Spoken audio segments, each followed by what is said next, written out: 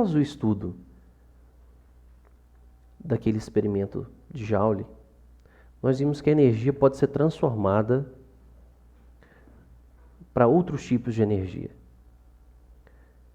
E é muito importante, de particular interesse, esta ideia para que nós construamos a primeira lei da termodinâmica. Então imagine nosso sistema termodinâmico que possui uma energia interna U.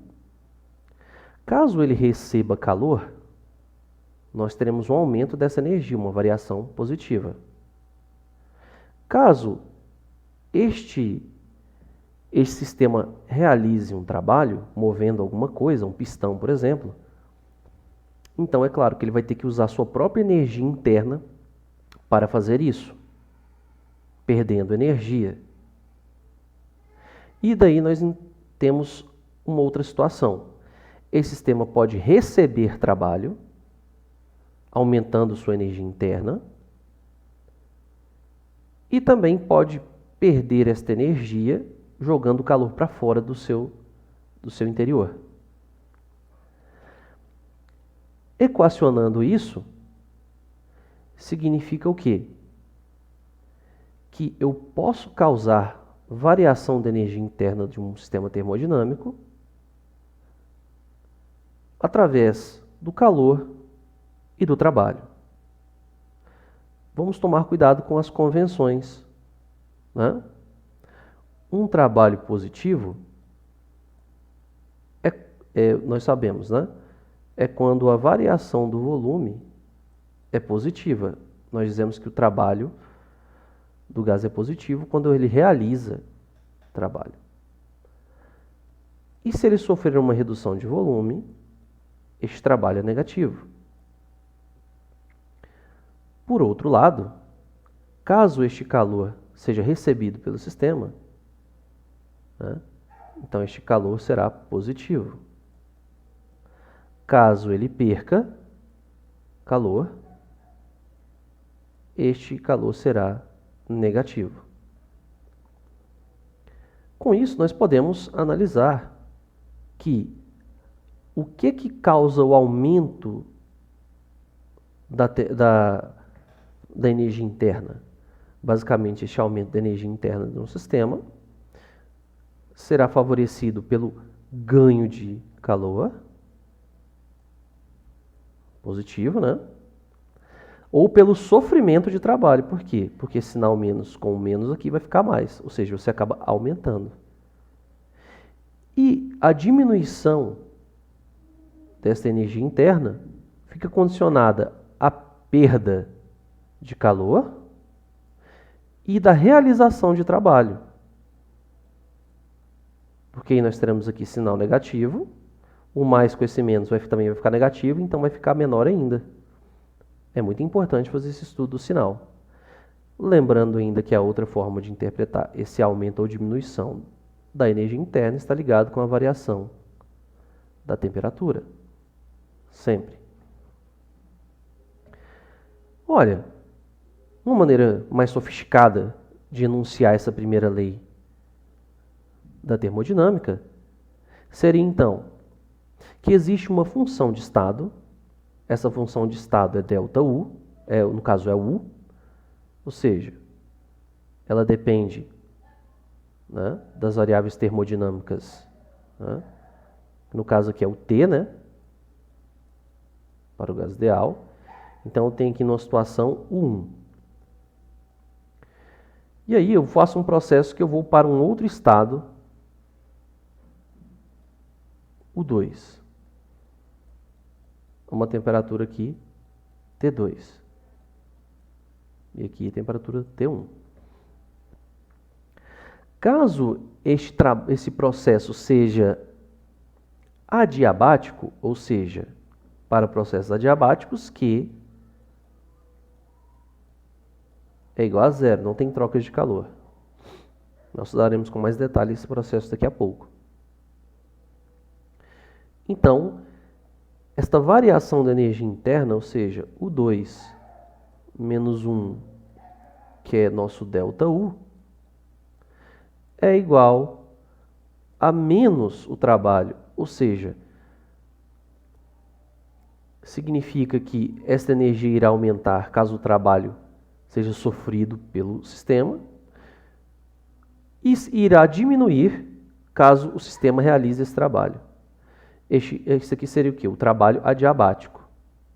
Então, existe uma função de estado, ou seja, que nós chamamos de energia interna, cujo valor é igual ao trabalho adiabático realizado por ele ao longo desse processo.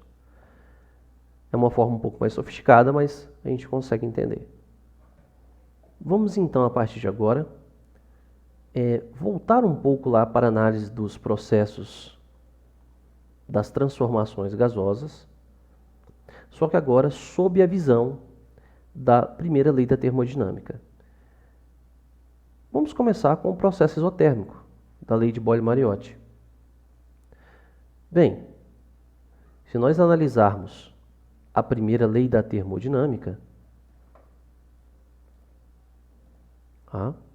nós temos ΔU igual a Q, que é o calor, menos o trabalho, W. Se, num processo isotérmico, nós sabemos que a variação de temperatura é nula. Se a variação de temperatura é nula, nós vimos que ΔU é diretamente proporcional a ΔT. ΔU é 3 meios de nRT, ΔT. Né? Então, significa que tudo que acontece com ΔT acontece com ΔU. Se ΔT é zero, ΔU também é zero. Significa então que zero é igual a Q menos W, o que implica que Q é igual a W. Significa então que nestes processos isotérmicos, o calor perdido ou recebido é equivalente ao trabalho realizado ou sofrido. Em síntese, se o sistema, recebe calor, a sua energia interna tenderia a aumentar, mas não pode. Então ela tem que jogar esse trabalho para fora do sistema por meio da realização de um trabalho. Lembre-se, o trabalho é positivo quando a variação de volume é positiva e quer dizer que o sistema realiza trabalho. Certo? Numa situação em que não há realização de trabalho, também não pode haver realização de calor. E por último, se um sistema perde calor, para que ele não sofra variações de energia interna, que nesse caso não pode acontecer, não pode acontecer essa variação, ele tem que receber energia de outra forma, como o quê? Recebendo um trabalho externo. Dessa forma, o sistema perde calor e sofre o trabalho. Ou seja, então nós temos as três situações que a variação da energia interna não acontece. O próximo processo a ser analisado é o processo isovolumétrico. No processo isovolumétrico, nós temos que a variação de volume é nula, ou seja, o sistema não sofre variações no seu tamanho. Consequentemente, o trabalho é zero. Nós sabemos que o trabalho ele é proporcional a esta variação de volume. Podemos até não saber a fórmula geral, mas sabemos que eles são diretamente proporcionais. Se a variação de volume é zero, consequentemente, o trabalho é nulo. Da primeira lei da termodinâmica, nós temos que ΔU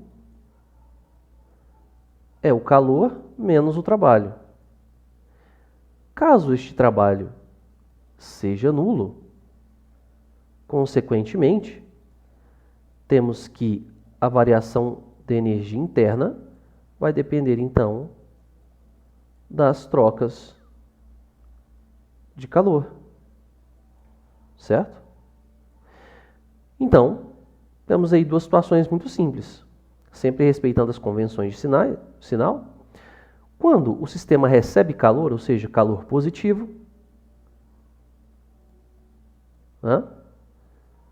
ele sofrerá uma variação de temperatura, pois sabemos que o calor ele é diretamente proporcional à variação de temperatura.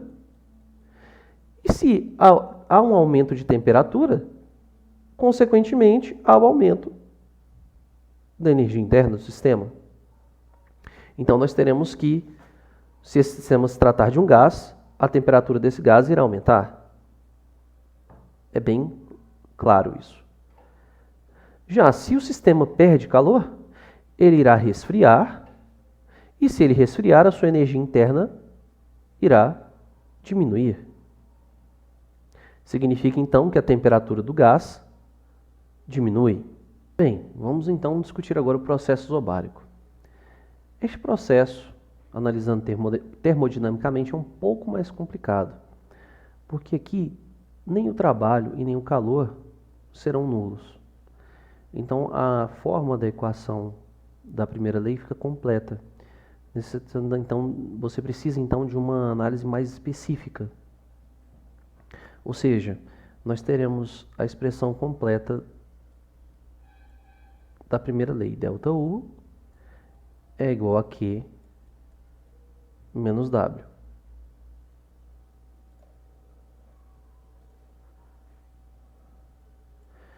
Mas nós podemos fazer aqui algumas análises que vão ajudar vocês a entender melhor esse processo. Nós sabemos, né, pela lei de Charles Gay-Lussac, para processos isobáricos, né, que pressão permanece constante. Quando ela permanece constante, V e T são diretamente proporcionais, ou seja, nós temos que V sobre T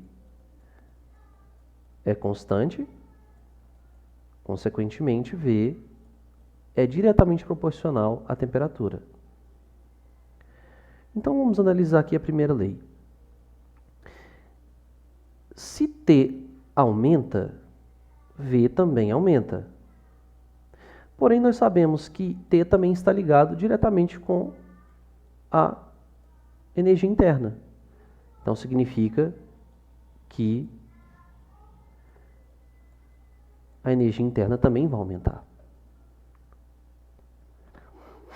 Então, se a energia interna está aumentando e o sistema está realizando trabalho, está gastando essa energia que ele está ganhando, para que isso se mantenha verdadeiro, o sistema vai precisar de ganhar calor numa taxa muito maior do que ele realiza trabalho, ou seja, Q maior que W.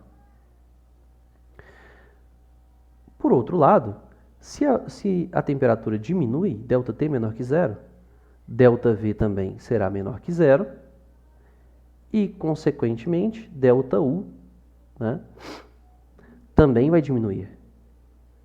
Para que esta energia, né, diminua, significa que ele terá que perder calor numa taxa muito maior do que ele recebe trabalho. E aí é por aí mais ou menos a análise. Mas por cada problema você vai ter que pensar com bastante cuidado e analisar com bastante cuidado.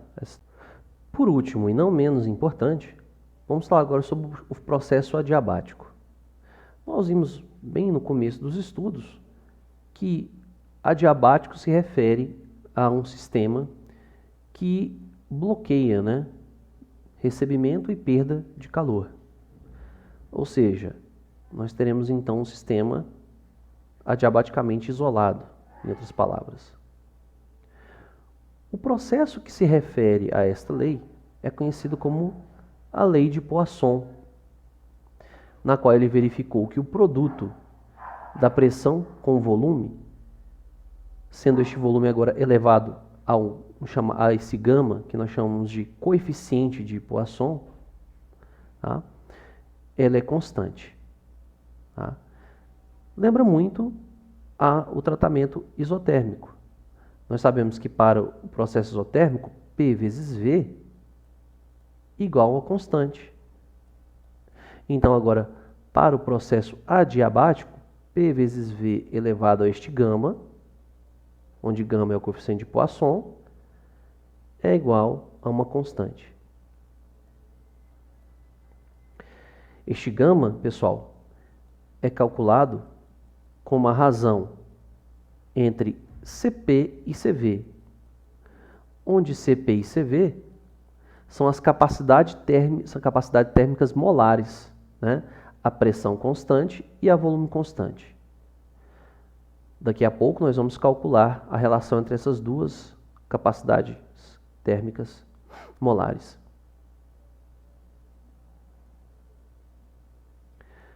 Bem, vamos analisar agora então este processo, tá? Graficamente. Bem, se P V gama é uma constante que eu vou chamar aqui de K,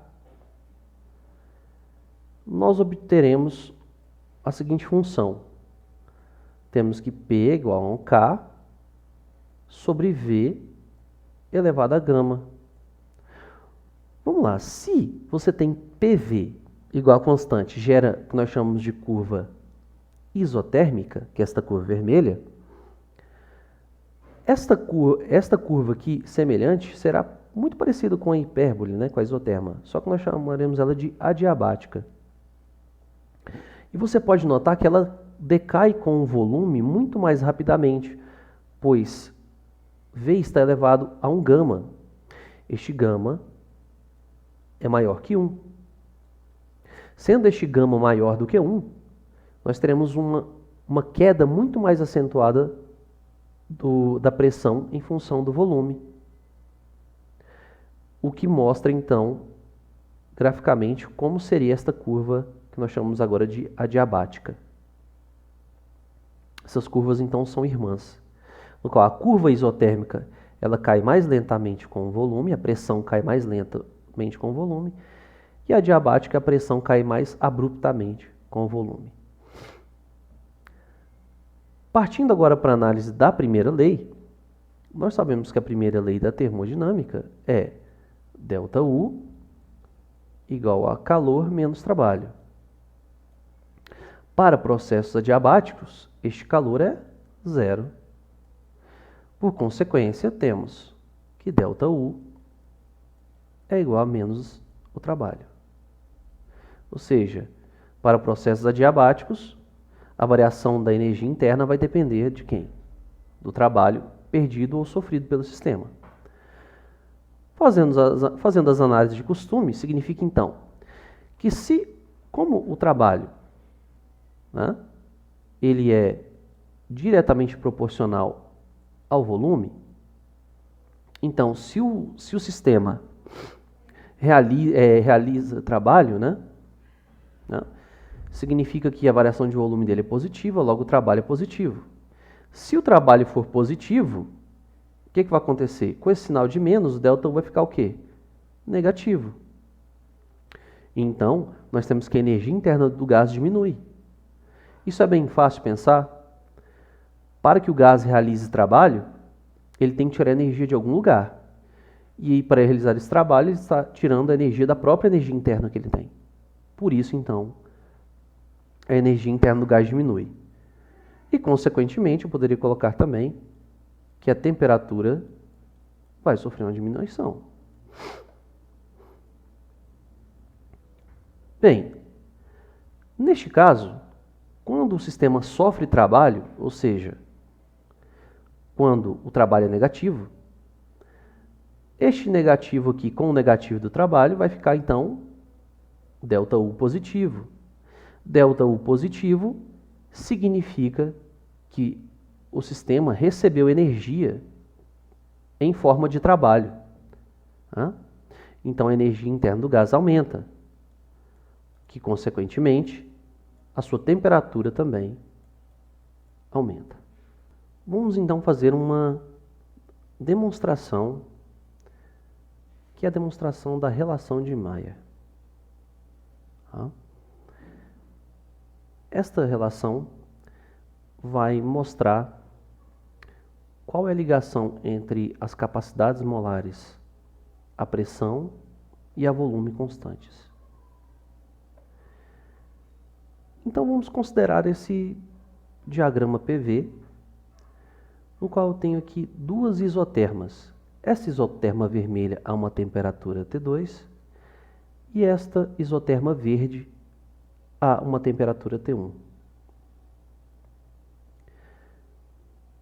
Para ligar essas duas isotermas, eu vou realizar dois processos termodinâmicos. Eu irei fazer um processo isobárico aqui, ó, a pressão constante de B para A, e vou fazer aqui, ó, um processo isométrico, ou seja, volume constante de C para A. Ótimo. Vamos então escrever as expressões da primeira lei da termodinâmica para essas duas situações. No processo de B para A, o que eu tenho é que ΔU BA é igual a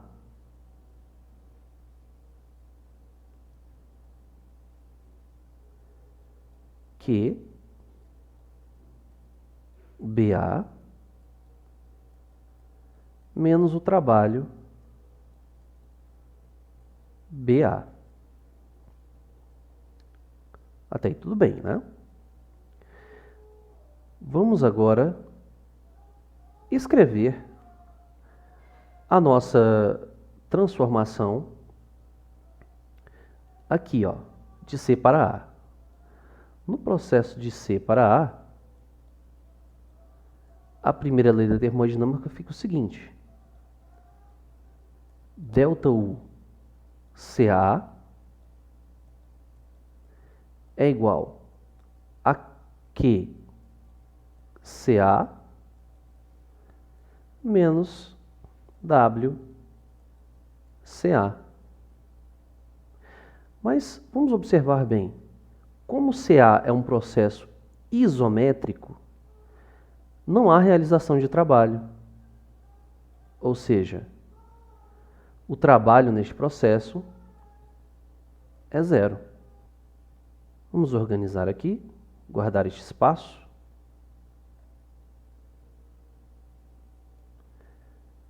Bem, o que faremos agora?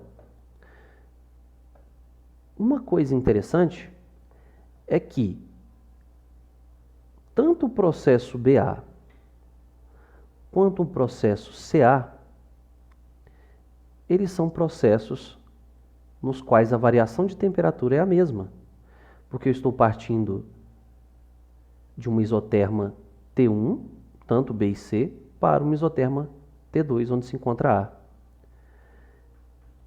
Isso implica na seguinte situação, que a variação da temperatura de B para A é exatamente a variação de temperatura de C para A. Mas nós bem sabemos que a energia interna de um gás ideal depende estritamente da sua variação de temperatura. Logo, se essas variações de temperatura são iguais, eu posso dizer então que ΔU BA é exatamente igual a ΔU CA. Novamente vou guardar essa informação aqui no cantinho.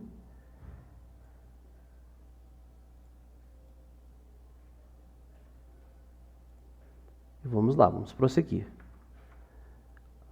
Então eu vou igualar esta expressão com essa, né? Elas são equivalentes. Então nós temos aqui, ó, que ΔU, já vamos colocar aqui direto, né? Que QB A menos WBA é igual a QCA.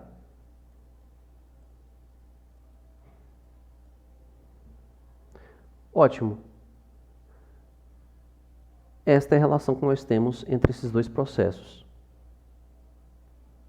Agora vamos voltar um pouco mais atrás e ver a relação que este Q tem com a variação de temperatura.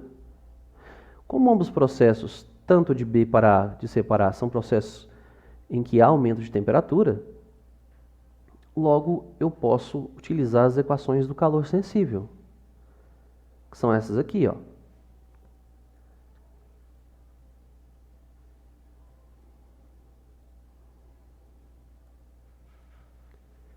Então eu posso escrever que QBA é igual a M, calor específico a volume constante, né? Perdão, aqui é a pressão constante, né, que é isobárico, tá? Vezes a variação de temperatura, ΔTBA. Da mesma forma, posso escrever também para QCA. QCA que é um processo isométrico, então vai ficar M, tá? CV, ΔT, CA.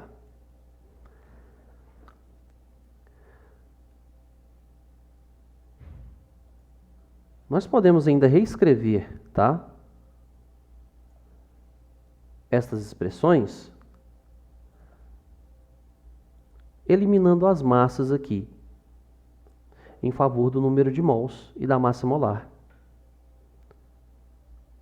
Como eu faço isso?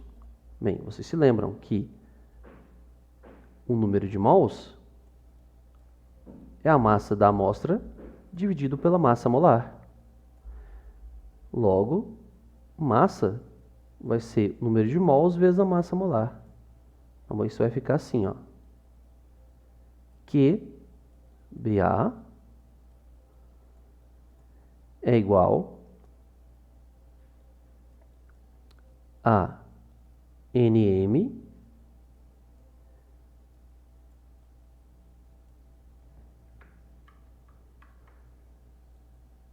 CP ΔTAB. E este aqui vai ficar QCA NM CV ΔT CA. Bem, vamos lá, né?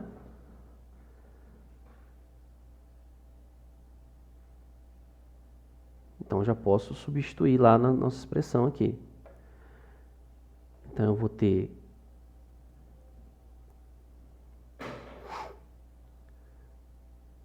N emão CP ΔTAB menos W BA. Estou chamando a B, BA, né? Tanto faz, né? Eu estou trocando a ordem, mas tanto faz.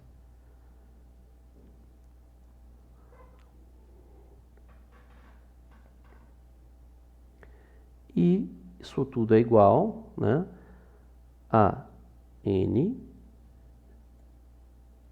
emão CV ΔT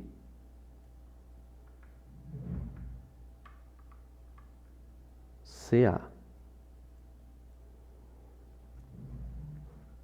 Agora temos que encontrar uma forma para esse trabalho. Olha,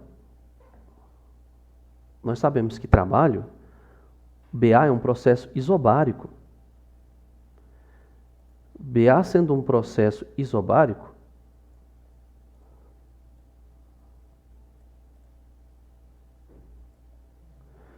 nós sabemos que, vamos colocar aqui no cantinho, que o W pode ser escrito como P vezes ΔV. Mas pela equação de Clapeyron, P vezes ΔV é N R ΔT. Olha que interessante. Então, nós poderemos substituir o trabalho por NR ΔT. Então, vai ficar o seguinte, ó. N MCP ΔT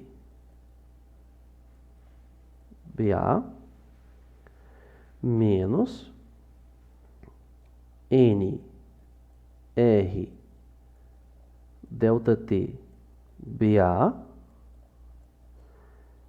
igual a N M CV ΔT CA. Percebemos que o número de mols aparece em todas as parcelas desta equação. Então, eu posso eliminar, né? Vamos organizar melhor. Nós vimos também que as temperaturas aparecem em todas as parcelas e elas são o quê? São iguais, né? As temperaturas são iguais. ΔTBA é igual a ΔTCA. Logo, todas elas também vão embora. Então, ficou mais simples, hein? Então, nos resta aqui a seguinte expressão, que MCP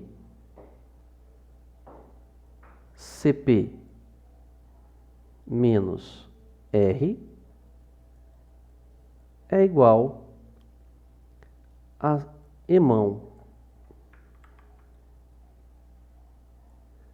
CV. Nós podemos ainda definir aqui, por último, a capacidade térmica molar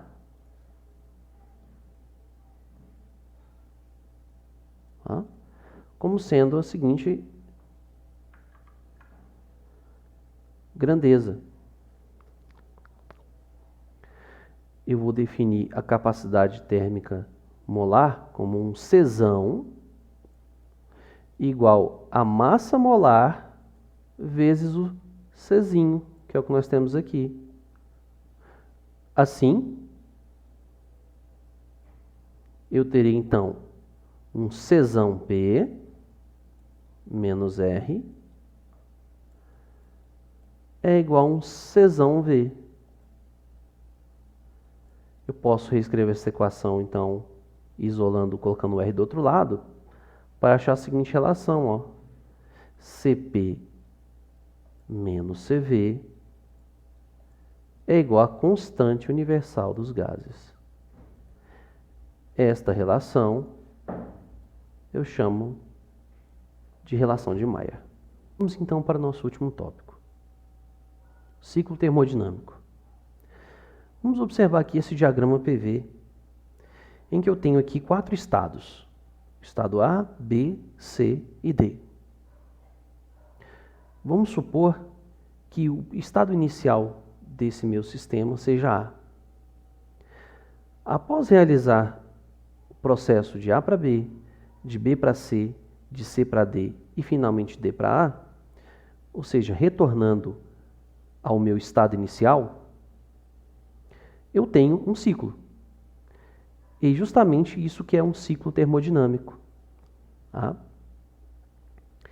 É uma sequência de processos na qual, no último processo, retorna-se ao estado inicial. Esse tipo de interpretação, esse tipo de ciclo, ele é de grande importância para o estudo da segunda lei da termodinâmica, quando nós trabalharmos com máquinas térmicas. pois essas funcionam em ciclos. Mas vamos interpretar melhor este resultado. Nós sabemos que cada um destes pontos A, B, C e D representa um estado de um sistema, cada um com sua pressão, volume e temperatura correspondentes, as variáveis termodinâmicas. Por sua vez, nós sabemos que a energia interna de cada um, né, desses processos, a variação, né, vai depender exatamente da temperatura. Utilizando essa ideia, podemos analisar a primeira lei da termodinâmica, né? Então, nós sabemos que ΔU é igual a Q menos W. Bem, se num ciclo você sai aqui, por exemplo, do ponto A e retorna ao ponto A, é bem claro que não vai haver variação da energia interna, uma vez que eu voltei para o mesmo estado que tem a mesma temperatura. Logo, no ciclo, temos um resultado muito importante. No ciclo, ΔU é zero, ou seja, não há variação da energia interna. Como consequência, eu tenho trocas aí entre calor e trabalho. Muito parecido com o processo isotérmico. Bem, agora eu vou interpretar graficamente esse resultado. A figura formada por esse ciclo, que neste caso aqui é um retângulo, dá para nós a interpretação do diagrama PV. Nós sabemos que no diagrama PV, a área formada sob uma determinada curva é numericamente igual ao trabalho realizado. Então, significa que a área formada por essa figura aqui é igual ao trabalho. O trabalho é numericamente igual a esta área. Então, se eu quiser saber o trabalho realizado no ciclo, basta calcular a área dessa figura. Caso este ciclo seja realizado no sentido anti-horário, como está aqui, ó, está no sentido anti-horário. Então, no sentido anti-horário, eu terei que este trabalho é negativo. Caso este ciclo seja realizado no sentido horário, então este trabalho será positivo. Bem, então é isso. Um abraço a todos, espero que todos tenham entendido.